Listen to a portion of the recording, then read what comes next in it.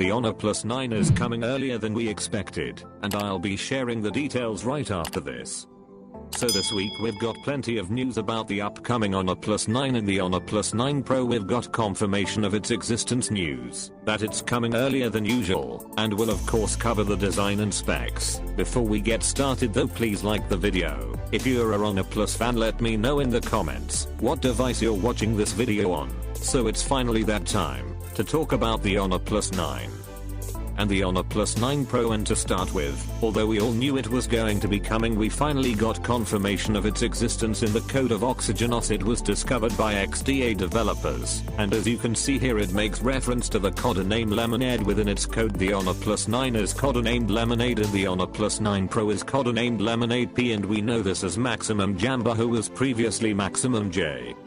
On Twitter posted a tweet last week with the outline of the new device and the word Lemonade in front. When it comes to Oneplus leaks, Maximum J is the guy he's provided us with so many reliable leaks lately, so you can be pretty sure he's right about this. Next up, we've got incredible news for those of you that are a little bit impatient, as an industry insider has revealed that the Oneplus 9 is coming earlier than usual. Oneplus generally stick to the same release schedule, but as with many companies this year, things are changing. This news that comes from Android Central, who've published a report to give detail. Their insider advises that although a launch date hasn't been set yet for the Oneplus 9, the launch event is going to be scheduled for sometime around mid-March. It makes sense for the Oneplus 9 to be released in March, as the T variant is launched mid-October, so it gives plenty of time between the models, and they've also got the new Nord range to focus on as well now in these uncertain times that many other manufacturers are bringing their releases forward. So it also makes sense for Oneplus to do the same, as they are going to be competing with the other phones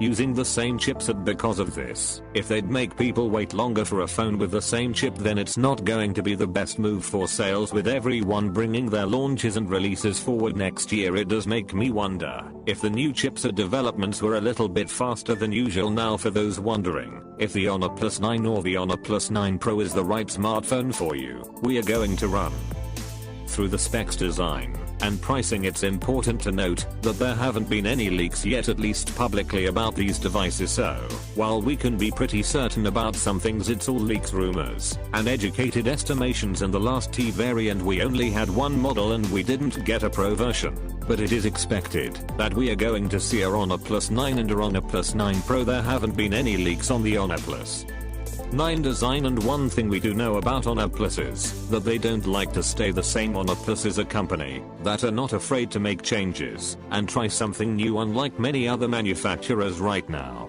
So we can expect to see something different when it comes to their devices. We normally get a big change at the start of the year, and then minor upgrades. For the T, they've already given us the pop-up camera, which was incredibly popular, and they then changed this to a punch hole, which has also seen great success along the whole of the Oneplus and the Nord range. The Oneplus 9 and the Oneplus 9 Pro are likely going to be another full screen device, but at this stage we really don't know if it's going to be a punch hole or another pop out. We tend to see minor screen size increases each time, so this release I would expect the Oneplus 9 to come with a 6.6-inch display and the Oneplus 9 Pro to be 6.8 to 6.9 inches. It will of course be Fluid AMOLED displays. We can probably expect a 90Hz Full HD Plus resolution on the Oneplus 9, then a Hz Quad HD Plus resolution on the Oneplus 9 Pro. They don't go overboard with the selfie sensors either, so expect another 16-megapixel selfie camera on both of these phones. They'll also both have their fingerprint scanners under the display as usual. When it comes to the rear of the device, most manufacturers are going with this rectangular camera module, so it's likely that Oneplus are going to do the same as they did on the 8T, but at the same time they have also been known to do their own thing, so this is still a little bit unknown. When it comes to the cameras, we can probably expect a triple camera setup on the Oneplus 9 and a triple with the addition of a time-of-flight sensor on the Oneplus 9 Pro. There are rumors that they are going to change from the 48-megapixel primary to a new 64-megapixel sensor on the Oneplus 9 Pro and maybe even the Oneplus 9, but again, these are just rumors and there's nothing to back them up. We are also expecting the return of the much loved ultra-wide lens, considering its popularity, and more rumors are stating a telephoto lens on the Oneplus 9 Pro, and this is going to have 3 times optical zoom, but there's no mention if this is also expected on the standard Oneplus 9. When it comes to RAM storage, it's going to be at least 12 gigs of RAM. Well, they could bump it up to 16. I think that's an unnecessary cost to the consumer. As always, the standard Oneplus 9 is also going to have an 8GB option, and storage is going to be 128 and 256, and some are hoping for maybe 512. The phone is of course going to be powered by the Snapdragon 875. Oneplus always use the latest flagship chipset from Qualcomm in their smartphones, so we can be 99.9 sure that both the Oneplus 9 and the Oneplus 9 Pro are going to feature this. A bump in the screen size of course comes with a bump in battery capacity as well, so if this is true we can expect around 800 mAh for the Oneplus 9 Pro and 4600 for the Oneplus 9. Oneplus really pushed the boundaries with a 65-watt warp charge on the 8T, so it would be nice to have more, but I wouldn't be surprised if we see 65-watt again. The Oneplus 9 Pro is gonna support wireless charging of at least 30 watts, and we are hoping that this may be brought down to the standard model, but at the same time they have to cut specs in certain areas to cut the cost, and this is probably going to be one of them. The Oneplus 9 Pro is expected to be IP68 water resistant with a standard Oneplus 9 is unlikely to have this. Both phones will of course ship with the latest Oxygen OS based on Android 11.